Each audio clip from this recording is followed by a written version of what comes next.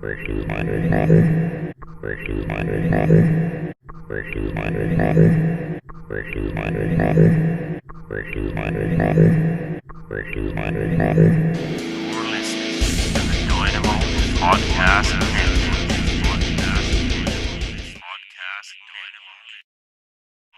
is Declan Shalvey, and you're listening to the Superior Comic Show.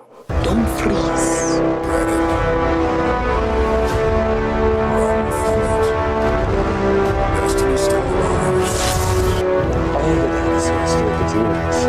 You are about to die at the hands of the children of Thanos. Come on, Spider-Man! Balance is closed today.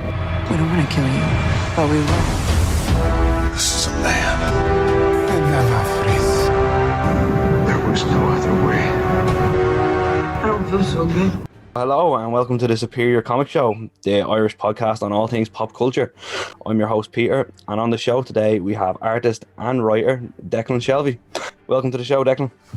Oh, thanks very much for having me.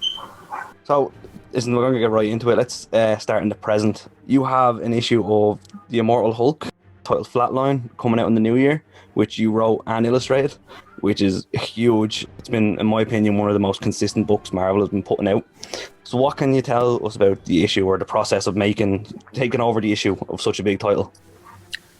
Well, I mean, it'll be less consistent now because it's not written by Al or drawn by Joe Bennett. Well, I wouldn't say I'm taking it over because the book's going on regardless. But what Marvel have done are these cool one-shots. So they had one out, I don't know if you've read it yet, the one Jeff Lemire and Mike Del Mundo did.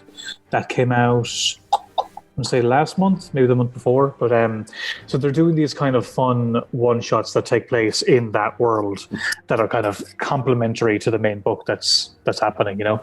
Sorry, what was the actual question? Sorry, I'm. Yeah, I know you have to keep it close to your chest, but what can you tell us about what to expect in the issue and how was it taken on the issue? Sure. Well, it kind of all those stories, they kind of take place within the first few issues of the Immortal Hulk run. So it's kind of Bruce on, getting by on the road, which is, sorry, my phone's at me there, which is fun because it's a little reminiscent of if you're my age. You're in your 20s, are you? Yeah. You don't want me asking. Yeah, so I'm in my 30s, so I'm old enough to remember the old Bill Bixby, Lou Ferrigno Hulk series. Now, I wasn't alive in the 70s, but when of my generation, RTE would play stuff that's from the 70s, but you'd think it's made now, the original Batman 60s show when RTE were playing that. I thought it was contemporary, but so I'm young. I'm old enough to remember that show. So the kind of done in one Bruce Banner on the road, but the Hulk, appears. It's kind of it's actually a really fun kind of premise that I'm well used to, and it works within that the first couple of arcs of Immortal Hulk. So that was basically the remit. It was if it could take place around that time and do whatever you like. So without getting into too much, Bruce is basically taking just whatever work he can to get by and just try to keep his head down when someone from his past tracks him down, and plus Hulk smash. And that's basically the story. How was it then? How did you feel about taking on the issue? Hulk's a huge hero, and Immortal Hulk was just, for me, it was a new concept of a kind of a horror style comic that I hadn't really seen before. Yeah, I was a bit late on Immortal because I knew I remember it was coming out. I actually remember talking to Al before they even had an artist on the book. And, Al's a great writer, him on Hulk, yeah, that sounds great. But then I kept hearing about how great the book was. And then I finally, it was 2 trades in when I caught up, and it was just great. Absolutely fantastic. I like the Hulk anyway, but it's just such a great through line. It just finds this great horror hook that really it resonated with me a lot. I would gladly write and draw a Hulk one shot, but to write and draw an Immortal Hulk one shot is different. It's got a different kind of an edge to it, and I really, really liked it. I just hope Al likes it. Al, he hasn't seen the finished book yet, so I hope him and Joe like it, because it's a little intimidating when a book is that good. You know, if you come on as the artist, people will forgive you because the writer's there. I think people might be less forgiving of the writing, but now since I'm writing and drawing it and coloring it, it's like 100% on me if people don't like it. So like there's nobody I can blame. Don't worry, I'll put in more good words with Al when I speak to him. Yeah, good. Thanks. Yeah, cheers. I'll soften him up a bit. Thanks. But listen, I'm sure it's going to be amazing because sticking on the topic of your writing, you released Bog Bodies this year. Oh yeah, completely original graphic novel. When it's set in our fair nation, which is always a plus for me when it comes to reading graphic novels. Well, I'm glad to hear. I mean, that was kind of the reason to do it. Was I did a book previous to that called Savage Town, which is set in Limerick, and part of it was like that I've been working in American comics for years, but you know, there's not that many Irish set comics outside of like say Garth Ennis stuff from the 90s, and I was in a position where I could get something made. So I thought I'd give it a go, and you know, Image were cool enough to publish it. So after that did well, I wanted to do more, and it just feels I love all the superheroes and all that stuff. It's great fun to do, but like as an artist, you want to kind of be doing a bit more than that. So it was nice to be able to kind of spread my wings a bit and like work at writing and do something that was. Like for me, it's like I wanted to do something that maybe Irish people would read a comic where they normally wouldn't because it's set in Ireland, and Americans would get to read a comic set in Ireland that they wouldn't normally see. That was my goal with that, and you know, it's done what I wanted to do. So I'm pretty pleased with that. Well, personally, I'd say I really enjoyed it. Thanks, man. I am a fan of. I look for creators like yourself, and when you do an original comic set in Ireland, it's always kind of like. I need to get this. I've done it with Barry Keegan and The Bog Road, and then yourself and Bog Bodies, and then Rob Curley and all his League of Volunteers comics as well. Yeah, well, my first job was Rob Curley comic. It was he did a book called Freak Show years ago, and that was running for a while with Stephen Mooney drawing it, and then Mooney got work at IDW and suggested me first. So I was actually my first work was with Rob. So Rob's been doing Irish comics.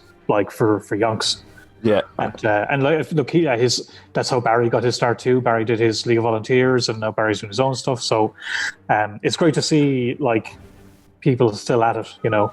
Yeah, it's lovely to see the Irish kind of still grinding there, and I'm sure like if I talk to any Irish comic creators, they'll have nothing but good words to say about Rob. Well, it depends who you're talking to. No, I'm just missing. Rob is responsible for a lot of people's start. It would be Mooney, Thompson, Will Sliney was his first job as well. Me, just a host of people have done work with Rob, and it's just been a great place to for anyone to kind of make their start, but also to get to be doing Irish material is kind of nice too. Like I started out doing that, and then I went and just did lots of American stuff, and then after 7 or 8 years, you're kind of like, I'd like to do something Irish again. But I guess I can afford to do something like that because it's not going to be huge financial success, and I can I've done well from doing American stuff that like. I can do a comic on the side that won't make the kind of money that, say, a Marvel book would do. So we'll see how this episode goes. yeah, indeed. but if you're starting out doing just strictly Irish material, it's not like you're going to be doing. It's a small market, It's not like you'll have the luxury of being able to, those stories, they take time and money to put together. And I generally make money by doing the superhero stuff, so I'm glad I'm able to kind of facilitate both. Yes, so we've established I loved it.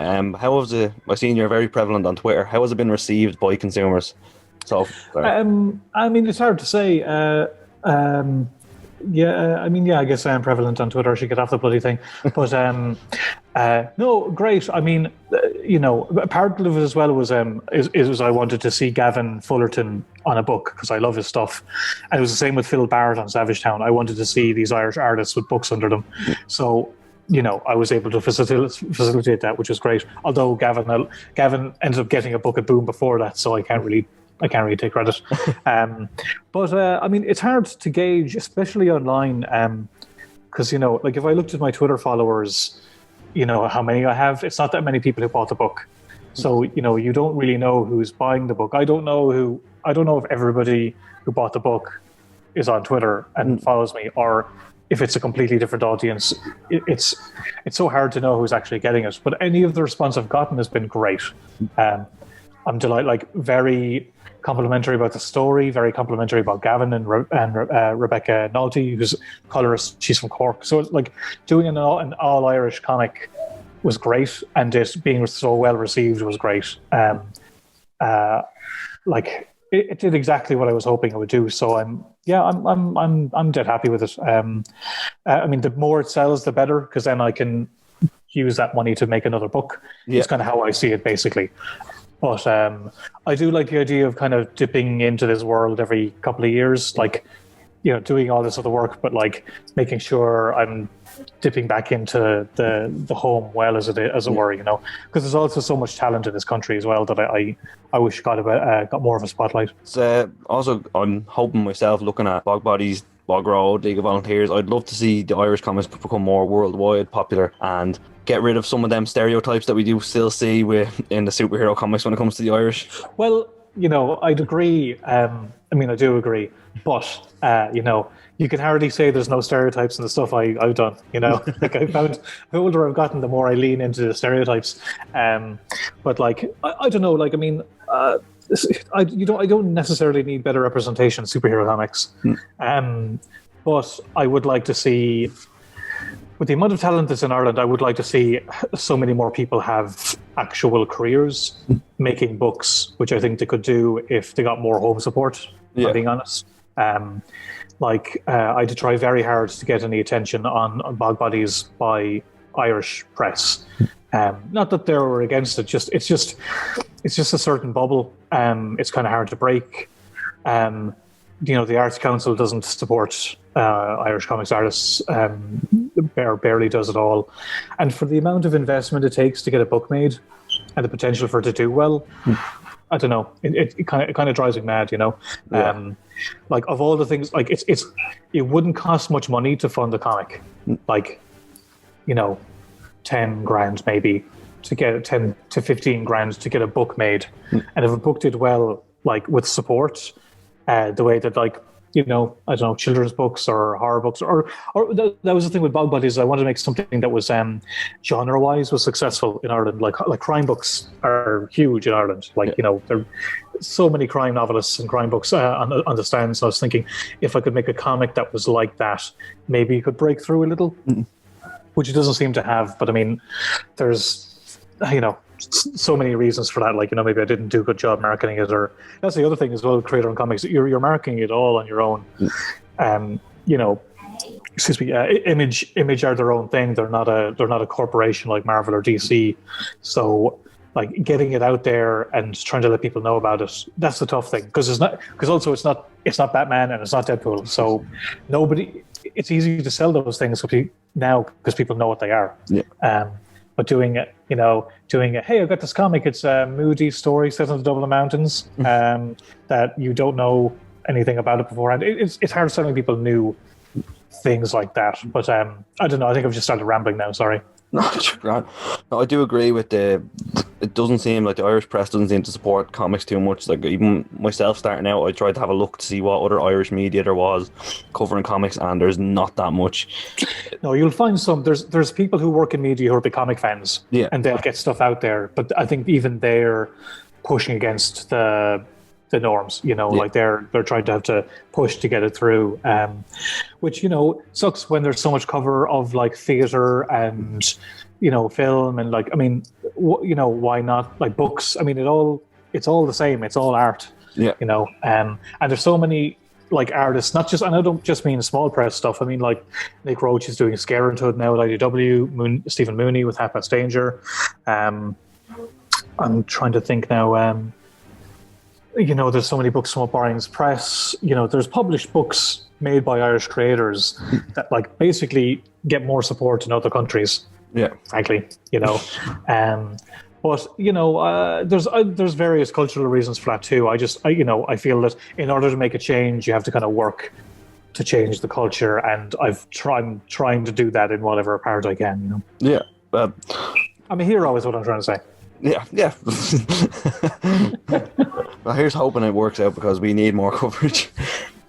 Well, I mean, you know, we're doing well. I don't. I mean, we're punched for the country the size that we are. We're punching above our weight in some regards. You know, like how many Irish creators are working in mainstream comics right now? There's loads. You know, loads. Like Nate Stockman, Stephen Byrne, Phil Murphy, BJ Holden, Rory McConville. Like, you know, I could probably list 30 people if my brain was working right now who are actually working professionally in comics in this country. Like, that's pretty fucking good. Like, you know, for the size, sorry. For the size of the country, like you said, that's... So in some ways, we're doing much better than we should. In other ways, I think I just love if we did better within our own, like, you know, I don't know. Maybe I sound bitter, but like some singer can become famous in this country over nothing, make no money, but like get coverage like you wouldn't believe. Yet people who have careers, like international careers, don't get recognized in their own country. Yeah. I think that's probably what gets me sometimes. But then again, maybe I just have a chip on my shoulder. I don't know. Like, that's it. We just need to get you on the Late Late Toy Show. That's it. Well, Will got on the actual Late Late show a few years ago, so you know it has happened. I got on the 6 o'clock show a couple of times. So you know, like I said, it has happened. You know, but it is tough. Like there does seem to be a very specific bubble with Irish media, just to make it all work, I guess, which I can appreciate. But I'm sure that industry has its own challenges. You know? Yeah. You're talking there about your start off. You mentioned that you started off on Freak Show. I know, and like I said, I done my research. I wasn't being a creep. I know you studied at the Limerick School of Art and Design, and you had done Freak Show, obviously. But then you had that comic, Hero Killers, with Andy Winter. Actually, Hero Killers was first. Hero Killers was the very first comic I drew, and then Freak Show came after that. And I know that one won an Eagle Award for the favourite British black and white comic. Yeah, that was a nice way to start. I can't complain. That was huge for me because it was a first. You know, I've been drawing comics my whole life, but like actually finishing a story is completely different. I started 7 different Batman comics. But what was really great about that was that it was a single script that had a beginning, a middle, and an end. And I did it, and I finished it, and we, you know, it did well in the UK. I won that award, which was amazing. And I've never won an award since, so it's all been downhill since from there. I'm sure there's more to come. Yeah, we'll see. How did you initially get that break? How did that come about? Well, I was living in Limerick at the time. I was finished art college and I was kind of just doing odd jobs, trying to get by and working on my portfolio. And I went to Bristol Comic Con in the UK. I went to Bristol with a portfolio under my belt and I just started showing it around to different small press people. And one guy was Andy, and he said, "Sure, look, I can't pay you to draw this, but if you do draw the script of mine, I'll publish it. So if you finish it, I'll actually get it printed and we'll get it out there." And true to his word, he did. I worked my arse off for I think like 2 months, and like now I just did a 30-page book for Marvel. This was, I think it was 30. Was it 30 or 20 pages? But like it was so hard, just because. It's just a lot of work. Drawing comics is a lot of work, and it's my first time having done that amount of pages, of one story. But I did do it, and he published it and pushed it around. So that wasn't even a job. I never even got paid for that. But I mean, you know, I'm sure Andy didn't make any money either. So, but he got to tell his story, and I got to tell my story, and it was something that I could show to people and go, "This is what I can do," rather than have a portfolio of pages under your belt. Which, you know, no offense to everyone who's doing that, but like that doesn't make you a comic artist. It makes you, you know, there's a step between that and actually telling the story. And that opportunity that gave me the opportunity to prove myself. And when did you first get the contact from Marvel? Because I know you've illustrated a lot of books for Marvel, including Deadpool, Winter Soldier. You've gone down through probably most of the big names now at this stage. Yeah, it's mad. I think I'm at Marvel 10 years now, and I realised there's still plenty of characters I never got a proper stab at. But I was going to conventions in the States, and I had been working on a book called 28 Days Later, which was it was like a story that connected the 28 Days Later film with the 28 Weeks Later film. And I was like halfway through that book and then enjoying it. So I was actually getting stuff published in America, which was great. So I went over to a convention in the States, and I met a writer called Jeff Parker, and he was writing Thunderbolts for Marvel at the time, and he was really nice. He knew my work, and he asked me if I wanted to. I told the story a record time, so sorry if anybody has heard this before. But he said if you want, I could send your work to Marvel. And I said, no, I can't be asking you to do that. I got pure Dougal about it. Like, he was like, no, because again, Americans don't get that self-deprecating thing. Yeah, and I was like, I mean, of course, I wanted him to do it, but I couldn't say that. I wasn't raised that way. So I was like, no, I'd be imposing on you to do that. He's like, you wouldn't be imposing. Like I'm actually offering, So a friend of mine he's from Canada. He was like, just shut up, say yes, please, and thank you. So I did, and sure enough, Jeff did send it on to Marvel. And as it turns out, they needed a 2-issue fill-in on the Thunderbolts book to help out with the main artist. So that was my first shot at Marvel. So I got it in on time, and I think I did a good job because they've kept hiring me ever since. So you almost cost yourself with that typical Irish. Almost cost myself. It's funny because it didn't happen, but it could have gone the other way easy.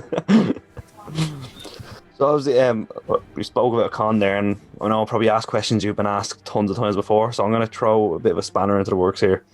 Go on. You mentioned cons there, and I know from talking to other artists and writers that Comic Cons and what happens after can be mental. I know Ron Mars and Andy Lanning met over a few pints after a Comic Con. Have you ever had anything mad or just out of the ordinary happen at a con? I mean, I don't know, while probably in the early days. I've probably tongue-kissed too many men in the industry. I was hammered. But I can't say anything crazy. I mean, it definitely had some mad nights afterwards. I mean, honestly, it's kind of the reason I do cons is because, especially say at Christmas time, so many people have work to. Is you don't do that in comics because everybody, is in their own little bubble at home. So the nice thing about cons is you basically get to have a work party. Say Jeff Parker, who I worked with for 2 years. I probably met him 5 times in my life. Now I've stayed at his house. I've met, I know him well, and we spent time together. But when you live across, the Atlantic, it's not like you get to hang out all the time. So the cool thing about conventions is sometimes they'll make it over, or you make it over, and you get to spend some quality time with people who you work in the industry, and get to compare notes and talk business, and figure out. Just kind of better understand the industry and other people's experiences. And if it's done over pints, all the better. Because that's my natural habitat. There you go. Or it was until this year, anyway. But I can't say. I could definitely had mad nights out, but I've heard stories. I would say my generation older, which would be Ron and Andy. I've heard stories from those times which sound pretty out there, but I would say for as regards my generation, nothing more than beyond just getting a bit too drunk and a bit too stupid. Luckily enough, I know some American cons can get mad. There was that one with Jason David Frank a while back when someone literally tried to take him out. I have not heard that story. Yeah, security and all had to get involved. If I'm remembering right, I think it was about 5 years. Oh, that's right. There's the White Ranger, isn't it? Yeah. Oh, I think I heard something about that. Yeah. But I mean, look, man, I've done so many American conventions and they're fine. You know, like that's an extreme example, but there's so many conventions like or were happening in America every year. So many people at them. I did New York Comic Con, I would say 11 years in a row and never any hassle. You know, and that's not the only show I've done in the States. I've done loads more. And, you know, in general, everyone's really, really nice, like super nice. What about, have you done San Diego? I did a couple of times. I did, myself and Will went over 2007, maybe. Might be off a year or so there. But neither of us, we were both starting out. And yeah, we both had portfolios going over and we both got nowhere. But the experience was amazing. And then I went back again maybe 4 or 5 years ago, and it had gotten even crazier. Like if there's any crazy show, that's the one. Yeah, some of the stuff we'll see there is nuts. But and I loved it. It was great, you know. But I haven't gone again since, just because it's so mad and it's so far to travel. Like it's exhausting, and it's basically a week. You know, like you're destroyed. Over it, like, and you know, in my job, I'm working so much that like to take a week off to go to convention is one thing, but then to take a week off afterwards to recover, like, I don't have that time. But I need a really good reason to go again. You know, if something I did was made into a film or something like that, that'd be a reason to go. But luckily, I'm in a position where I don't have to. Traditionally, a lot of guys would go to New York to get work, to meet editors and try secure work.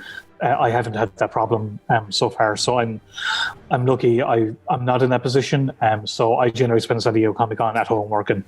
I'm glad to have it. As it is, it's one Comic Con that I want to get over to in my lifetime, because I heard it. I'll be honest with you, man. It's bonkers. You know, it's really, really bonkers. But I think, you know, everyone should go once. Yeah. You know, like I don't think you need the people who go every year. I don't think it's necessary, but I do think it's definitely a unique. Even New York Comic Con is brilliant. I prefer New York Comic Con personally because I feel I can be a human there a bit more. But the experience of San Diego is something that everyone should at least get to have. It's kind of like, to me, I always seen it as like the Champions League final, the WrestleMania of comics. Yeah, I mean, you're using two sports things which are totally going over my head. Well, no, I know what WrestleMania is, but no, yeah, I would imagine it's the same. It's like these are event experiences that are unique, and you know, the downside is all the people you have to deal with, but like the experience will be worth it. You know, yeah. I just don't think you want to keep having that experience. You know, because you might die. But no, even people who aren't mad to go to San Diego, I think it's worth going to at least. You know, just to actually do it. Yeah. So you mentioned then about we got onto cons, you were talking about going and how you got your break. So growing up, you mentioned watching the TV shows as a kid. You were clearly a comic fan. Who were your biggest inspirations, or who did you look up to when it came to drawing and illustrating? Do you mean like other creators? Yeah. Or well, I mean, I was a big for me it was Andy Kubert, Jim Lee, and what's his name? Mark Bagley. Because Andy Kubert was drawing X-Men, and it was the X-Men comics I was reading, and Mark Bagley was drawing Amazing Spider-Man, which was the Spider-Man book I was reading. I would say also John Romita Jr., although it's weird, I didn't really like his stuff when I was a kid, but I love it now. And I get some comparisons in my work to his these days, which again I didn't see for ages, but I can kind of see it now. But you know, it was whoever was available. I didn't have much access to comics. You know, I'm from Clare, and there was no comic shop near me. So unless my mom was willing to drive me to Dublin to spend the day in Forbidden Planet, that was it. So I was able to. My local newsagents was able to get X-Men and Amazing Spider-Man, and Panini had started reprinting a lot of the older American comics, so you see them in Easton's and stuff now, no problem. But I remember seeing the very first one. It had an Alan Davis Spider-Man cover with a gold foil. Again, Spider-Man was the first one, then they started doing X-Men next, but that was great because you're reading American comics now, but like you've no idea what's going on because it's such this big, huge melodrama. But the reprints were great because it was 3 comics printed in one edition, so you could start catching up. It's like you're reading a story at 2 different times. You're reading it now and you're reading it like 5 years ago, and slowly and surely they'd catch up. So I was reading the Clone Saga, like the end of the Clone Saga as it was happening, and the beginning of the Clone Saga through the reprints. So that was kind of mad. But it was those artists who were my guys. Like as I got older, like my tastes kind of developed and broadened out.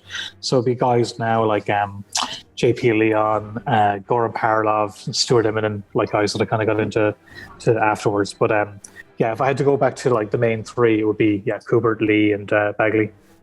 I don't know if anybody would see that in my stuff now. I see it myself. I can see their DNA in it, but I don't know if anybody else would pick up on it.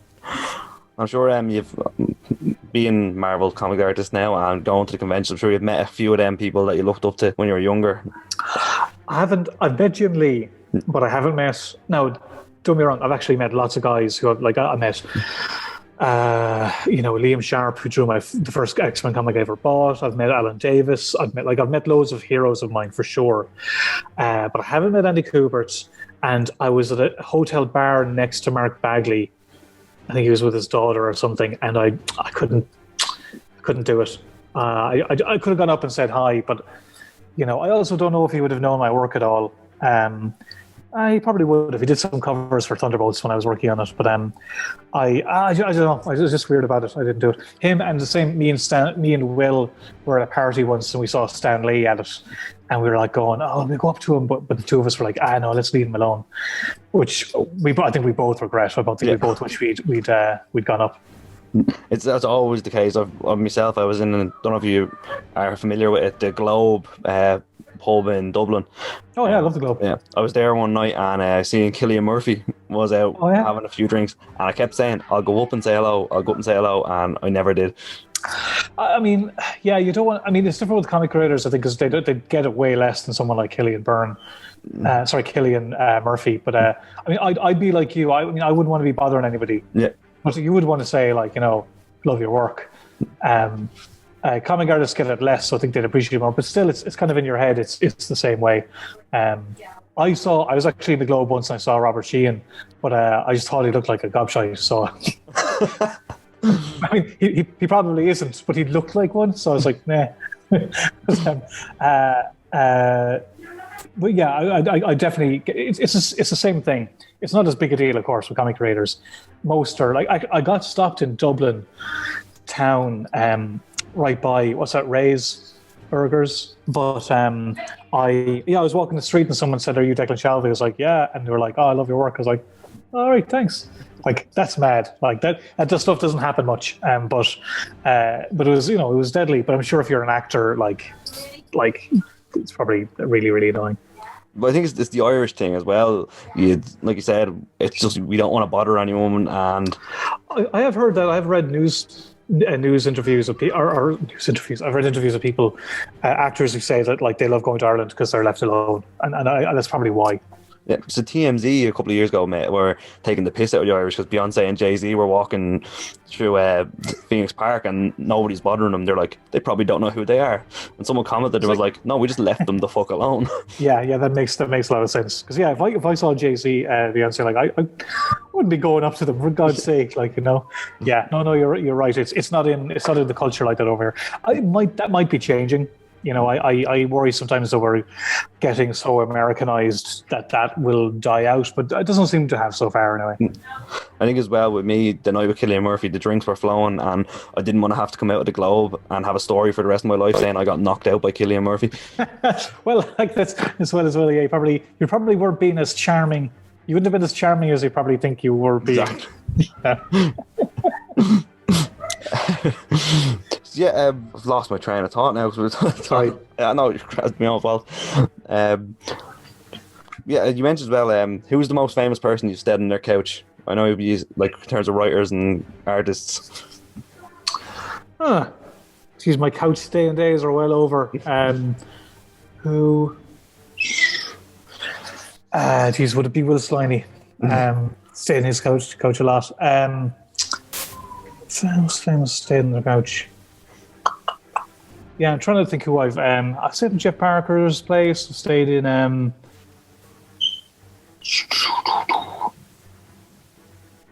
trying to blank. Probably Jeff Parker. So I haven't stayed. Yeah, I haven't. Yeah, sorry, my brain's just going mad. They're trying to think. Yeah, probably. I wouldn't be looking to stay on famous people's couches anyway. I think I prefer get a fucking room because I wouldn't want to impose. That's why. Yeah. Oh. Oh no, Sean Murphy. I'd say Sean Murphy. I slept in his couch many times. Yeah, because I just had to ask the question because Ron and Andy brought it up last week about staying on people's couches and how the comic creator community is kind of tight knit when it comes to that. And like you mentioned, oh, for sure, yeah. Like I mean, like I've stayed a lot. I'm drawing a blank now just because you put me on the spot. But I stayed in a lot of people's houses. I just wouldn't get to do it as much because, like, if you're talking about famous people, you're more likely talking about Americans. And if you're talking about Americans, that's harder for somebody from Ireland to do because it would just be hanging out. But I'd say Sean's probably the biggest I can think of. So last couple of questions. Like I said earlier, you've written tons of characters for Marvel. You've done Deadpool, Moon Knight, you've done Thunderbolts, you've done Dark Avengers, Venom, and then DC you've done Batman. You don't need to tell me what I've done. I know what I've done. No, I'm just kidding. There's the Irish drinking personality coming out. I wish it's just tea I'm having here. Yeah, well, all them characters. And you mentioned earlier some characters you realise you haven't had a go at yet. Who was the one character you'd love to write, draw? Daredevil. Daredevil's always been the one, yeah. Like Batman, I'd love to write and draw, but I have gotten to draw Batman, so I kind of have to, I kind of have to like take the good stuff I've been given and not be ungrateful, you know. So no, I got to do some Batman stuff with Scott Snyder, which was deadly. But I would love to write and draw Batman for sure. But that's kind of everybody's answer. I was a big, as you know, I was saying, a big superhero comics fan. But things really changed when I got to read Frank Miller's work. Like so, Batman Year One with David Mazzucchelli and Daredevil Man Without Fear with John Romita Jr. And like those two books are they're the Bible for me. And I love Daredevil. I'd love to get to write and draw a Daredevil book. That's my bucket list. I've gotten to write and draw Wolverine. I did that like last month. That came out last month. So like, you know, I'm so lucky that I've gotten to the place where I can actually say there's dream jobs that I've already done, which is kind of mad. I remember being in a pub with Will years ago, saying like, you know, if there's one thing you'd love to do, what would it be? I think I remember saying getting to do a Wolverine book. And I did get to do a Wolverine book with the return of Wolverine, but then recently I got to write and draw a Wolverine story. It's mad when the stuff getting to work for Marvel was amazing, just getting in there, getting my foot in the door. But all the stuff that's happened afterwards has been even more amazing. But if I had a goal, like a bucket list thing left, it would be to write and draw a Daredevil book. Like I've turned down offers to draw Daredevil because I wanted to write and draw. Yeah. So yeah, I'm kind of holding out for that. Right, well, all the listeners heard it. We need to get this to Marvel and get Declan on it. Yeah, by all means, a letter writing campaign if they still do those. Because I know Daredevil at the minute is hot property with the current comic going on, and then I know the rights for the Daredevil TV show now have gone back to Disney, so it's should be interesting. I mean, the book itself. I mean, I don't really follow characters that much. I more follow creators. So if a good creator goes on an interesting character, I'll get that book. Daredevil is the exception. I get that book all the time, no matter who's working on it. And at the moment, like, it's really frustrating when, because it's generally great people on that book. It's generally really great artists and writers. Like so, between Mark Waid and Chris Samnee and Paulo Rivera and Charles Soule and Ron Garney and Mike Henderson and now Chip Zdarsky and Marco Cicchetto, I think his name is. Like amazing teams, you know. So you can't go like, it was different with Moon Knight where nobody really cares, and then we did a Moon Knight book and everybody liked it. The tough thing with Daredevil is like there's such a high caliber of people who are continuously working on it. It's not like you can't make you can't do a cool new spin and make a character good when the character is right in the middle of a really great creative run. So that's the downside. That would be the downside if I got to do it. But I mean, I've always loved the character, and it's he's doing great right now. And I mean, and I love the show as well. The show was savage to see. And there's also so much classic Daredevil stuff you can still adapt. Is the thing. I think like there's not a lot of great Avengers books to adapt. There's some big noteworthy ones for sure, but just like if you look at like the catalog of Daredevil stories, so much brilliant stuff that you can still work with. So yeah, it would be cool to. Should we say? I'm still hoping to see him and Spider-Man cross over on the big screen. I don't. I actually don't want to see Daredevil crossover with anybody. I just like him in his own dark corner personally. Unless like it's something like Luke Cage or like the Defenders thing made sense to me because they're all well. Okay, to be fair, Spider-Man does work in that same world, but yeah, I don't like Daredevil stories that get too into the Spidey of it all because they kind of become Spidey books, you know. Yeah. But he is a great foil for somebody who's so serious. To have a Joker come in is always more fun, admittedly. And like yourself mentioned there, I was just thinking, with terms of comics, you with Daredevils, me with Spider-Man. I follow creators as well, but Spider-Man's the one book I'm always kind of on. Yeah, I mean that's fair enough. I mean, look, don't get me wrong, I'd love to do a Spider-Man book too. I just think Daredevil would suit me more, just the way I like to draw. If I did a Spider-Man book, it would be a very creepy looking book, and I don't think that's what people would want to see. But you know, who knows? Like, I definitely think Daredevil would suit, like especially like looking at Bog Bodies and all is and a perfect showing of that, I think. Yeah, like I like crime books. I like crime stories. Like that's why I like Daredevil, is because it's like a crime book in a superhero universe. And crime books, I mean, you know, you draw cities and cars and streets and stuff, which is cool, but like you generally don't get to draw guys swinging through the city. So that's kind of the cool thing about Daredevil is you get to still have that kind of fun. So, but yeah, I mean, you know. He's not going anywhere, and hopefully neither am I. So, I saw on that we talked about Bog Bodies, we talked about Immortal Hulk Flatline. Have you anything else kind of in the pipeline? Yeah, what can I talk about? Nothing actually. I just got offered a 10-page short story with a villain character. Similar to the like getting to do like a 10-page Wolverine story. This is like a 10-page story with this character. So I'll be working on that next. I have some creator-owned stuff I'm working on, all of which will probably come out next year, but it's a bit early to talk about that. So yeah, I got stuff in the pipeline. I've plenty of work ahead of me, just nothing I can really talk about. Yeah, it just the Hulk Flatline book will be out at the end of January 27th, and I'll have written, drawn, coloured, all that, and I'm really proud of it. I just finished it now. I just handed in the lettering draft this week, and I think it's good. And some friends of mine have think it's some of my best stuff. So I hope it does well. So it's a must get for. Yes, please get it. So we hope, like you said, your stuff in the pipeline they just can't mention. So we'll be seeing your name a good bit on some comics next year. I can definitely say that's true. Because this has been a weird year, I know, with COVID and everything. But I did like 4 issues of a Punisher book that hasn't been published. So I can definitely say I'll have more comics out next year than I did this year. And hopefully the cons will be back open again next year then. Yeah, I mean, I don't see them back to where they were anytime soon. But if they could if they slowly crawl back next year, that'd be nice, because I'd like to see some friends again. Yeah, well, sure, if they open up again next year and you go to Dublin one, I'll be looking for you to sign my copy of Bog Bodies. Well, if as long as it's weird. I remember last year there was one coming up just as COVID was kicking off, and there was a big question whether there would or wouldn't be one. I'm glad there wasn't, because, you know, all things considered.